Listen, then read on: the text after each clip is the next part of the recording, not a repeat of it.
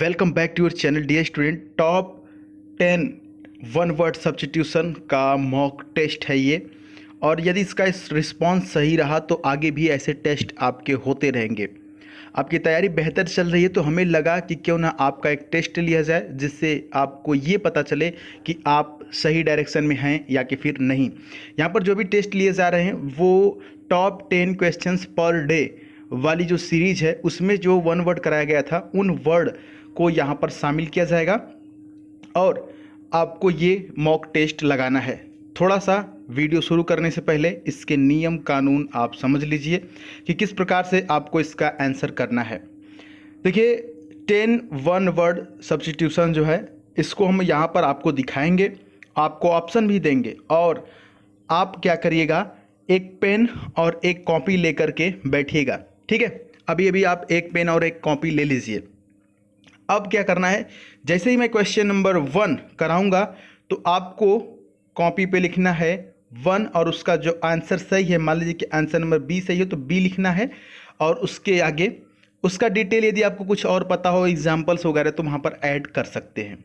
फिर ऐसे ही क्वेश्चन 2, मान लीजिए क्वेश्चन 2 का आंसर सी सही है तो सी आप लिखेंगे और यदि उसके बारे में कुछ उसका डिटेल यानी कि कुछ एग्जाम्पल आप देना चाहते हैं तो वहाँ पर लिख सकते हैं। नहीं भी देना चाहते हैं तो भी आप ए बी सी डी ऐसे करके आप जो जो सही ऑप्शंस है या फर्स्ट सेकेंड थर्ड फोर्थ भी दिया हुआ है तो आप नंबरिंग कर सकते हैं कि पहला सही है, दूसरा सही है, तीसरा सही है या कि फिर चौथा सही है। ऐसे आप एक अपने पेज पे, अपने कॉपी के पेज पे ऐसे लिखेंगे। ये वीडियो समाप्त होने के बाद उसका आप फोटो लेंगे और पूरी ईमानदारी के साथ, कहीं से भी आपको हेल्प नहीं लेनी है, ना ही पिछली वीडियो से, नहीं अपने नोटबुक से। ठीक है, मान लीजिए कि ये क्वेश्चन आपके एग्जाम में आ गया तो क्या करेंगे, इसलिए पूरी ईमानदारी के साथ, क्योंकि वहाँ पर आपको कोई भी हेल्प नहीं मिलेगा। तो अब क्या करना है कि आपने सभी 1 से लेकर के 10 क्वेश्चनों का आंसर लिख लिया अपने कॉपी में, फिर उसका फ़ोटो क्लिक करना है और वो फ़ोटो हमारे इंस्टाग्राम पर सेंड कर देना है। इंस्टाग्राम से आप जुड़े ही हैं, जो नहीं जुड़े हैं उनको लिंक डिस्क्रिप्शन में मिल जाएगा, वहाँ पर क्लिक करके या कि फिर द सुधीर पांडे सर्च करके वहाँ पर जुड़ जाएंगे और हमें फॉलो कर लेंगे। उसके बाद वहाँ से आप मैसेज करके भेज सकते हैं। इसका जो आंसर है वो कल सुबह 8 बजे बताया जाएगा और साथ ही साथ ये भी बताया जाएगा कि आप में से कितने जो बच्चे हैं उनका नाम, आप इस कॉपी पे अपना नाम भी लिख लीजिएगा और आप कहाँ से हैं ये भी लिख सकते हैं। तो आपके नाम के साथ वहाँ पर सुबह कल 8 बजे इसका आंसर और साथ ही साथ आपका नाम कि किस बच्चे ने सबसे ज़्यादा आंसर किया है। ठीक है, ये सारी चीज़ें कल सुबह 8 बजे आंसर के सहित। फिलहाल मॉक टेस्ट के लिए आप तैयार हैं। उम्मीद है कि अब तक आप एक कॉपी और एक पेन अपने हाथ में लेकर के बैठे होंगे। तो शुरुआत करते हैं। इससे पहले ये भी आप जान लीजिए कि आज सुबह में करंट अफेयर का मॉक टेस्ट भी हुआ था। यदि आप नहीं जुड़े हैं तो जुड़ सकते हैं। करंट अफेयर का मॉक टेस्ट हुआ था अपने दूसरे चैनल पर, जिस पर करंट अफेयर की सीरीज जनवरी से लेकर के अगस्त तक कराई जा रही है। यहाँ पर हुआ था करंट अफेयर। ठीक है, करंट अफेयर का टेस्ट यदि आपने नहीं दिया तो उस टेस्ट को भी आप दे सकते हैं। ठीक है, तो यहाँ पर क्लिक करेंगे, जैसे ही इस वीडियो के कमेंट बॉक्स में जाएंगे तो आपको ये फोटो दिखेगा और इस पर क्लिक करके अपने दूसरे चैनल को सब्सक्राइब कर लीजिएगा। यहाँ से आपको जो करंट अफेयर का जो आपको मॉक टेस्ट हुआ है आज वो मिलेगा, तो वो आप ज़रूर कर लीजिएगा। तो ये तो रही तमाम जानकारियाँ, आपको कहाँ क्या करना है और इस जो प्रैक्टिस है, जो मॉक टेस्ट है, इसका नियम कानून सब कुछ पता हो गया। ठीक है, चलिए एक बार शांति दिमाग से आपके सामने आने वाला है आज का पहला प्रश्न वन वर्ड सब्स्टिट्यूशन से। Are you ready guys? Okay, आप तैयार हो चुके हैं, आपके हाथ में पेन है और कॉपी है। पहला क्वेश्चन आपके सामने, that which can not be corrected. आपकी सुविधा के लिए हम यहाँ पर आपको इन क्वेश्चंस के अर्थ भी बताते जा रहे हैं, लेकिन आगे जो वीडियो आएंगी टेस्ट का, मॉक टेस्ट का, उनमें हम कोशिश करेंगे कि आपको अर्थ भी ना बताएं, क्योंकि एग्जाम में आपको कोई अर्थ बताने वाला नहीं मिलेगा। फिलहाल में हम इसका सिर्फ अर्थ बताएंगे और इन ऑप्शंस का अर्थ नहीं बताएंगे, नहीं तो दोनों का जब अर्थ बता देंगे तो मामला बिल्कुल क्लियर हो जाएगा और एक बच्चा भी बता सकता है कि कौन सा ऑप्शन सही होगा। बस थोड़ी सा हिंट देने के लिए आपको सिर्फ हम इसका अर्थ बताते चलेंगे। That which can not be corrected, यानी कि वह जो सही नहीं हो सकता, यानी जिसका सुधार न हो सके, उसको क्या बोल सकते हैं? ऑप्शन नंबर ए आपके सामने impregnable, option B immolation, option C incorrigible, option D ineligible. तो उम्मीद है कि आप क्वेश्चन नंबर 1 डाल के अपने कॉपी में इसका आंसर फर्स्ट, सेकेंड या ए या बी डाल चुके होंगे। तो चलिए अगले क्वेश्चन की तरफ बढ़ते हैं। शुरुआत हो चुका है आपके टेस्ट का। मान लीजिए कि यही क्वेश्चन आपके एग्जाम में आ गया तो क्या करेंगे dear candidates? Question number 2, a person who is blamed for the wrong doing of others, एक व्यक्ति जो दूसरों के गलत कामों के लिए दोषी ठहराया जाता है, उसको क्या बोलते हैं?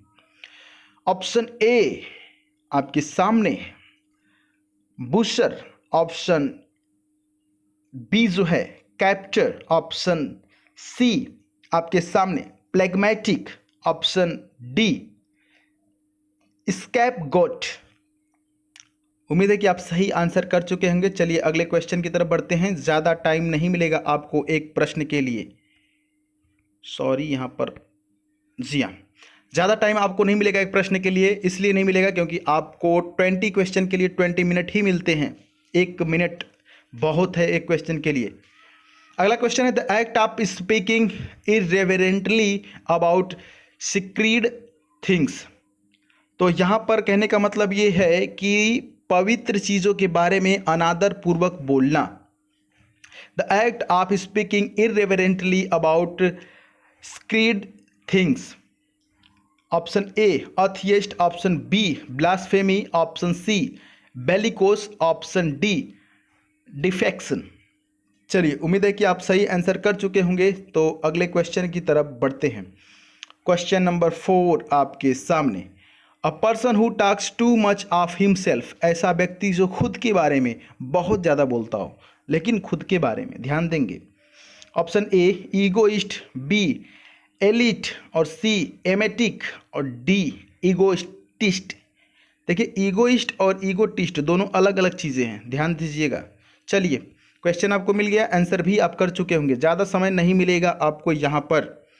अगला क्वेश्चन नंबर 5 आई थिंक। चलिए, not able to produce children, मतलब कि बच्चे पैदा करने में सक्षम नहीं। Not able to produce children, क्या ऑप्शन हो सकता है? आपके सामने है gravid, hebetic, fecund, option number D आपके सामने। यहाँ पर कौन सा सही हो सकता है? स्टेराइल। चलिए अगले क्वेश्चन की तरफ बढ़ते हैं। अगला क्वेश्चन आपके सामने, one who walks in sleep, ऐसा जो कि नींद में चलता हो, यानी कि वह जो नींद में चलता हो, one who walks in sleep. इतना इजी क्वेश्चन यदि आपके एग्ज़ाम में आ जाए तो आप छक्के पे छक्का लगा सकते हैं, हमें आप पर पूरा विश्वास है। Option number A drover, option B fastidious, option number C numismatist, option number D somnambulist. अगले क्वेश्चन की तरफ बढ़ेंगे बिना किसी समय के बर्बाद किए हुए। आप एग्ज़ाम हॉल में बैठे हुए हैं और आपके सामने क्वेश्चन धड़ाम से आएगा स्क्रीन पे और लिखा होगा फियर ऑफ फायर, यानी कि आग से डर। आ गया क्वेश्चन, यही आपके एग्ज़ाम में क्या करेंगे? ऑप्शन बिल्कुल आपके सामने है, एरेसोनफोबिया, और option number B astraphobia, option C astrophobia, option D एरेहिनफोबिया। ठीक है, एरेहिनफोबिया, ऑप्शन सी, बी और ए, कौन सा फोबिया होगा जो फियर ऑफ फायर होता है? अगले क्वेश्चन की तरफ बढ़ते हैं और अगला क्वेश्चन देखने में तो बहुत बड़ा है, बड़े बड़े बोल्ड लेटर में लिखा हुआ है, बहुत कुछ लिखा हुआ है। क्या लिखा हुआ है? Words written on a tombstone in the memory of the person who has died. क्या हो सकता है? कह रहा है कि जिस व्यक्ति की मृत्यु हुई है उसकी याद में एक कब्र पर लिखे गए शब्द क्या कहलाते हैं? बताइए।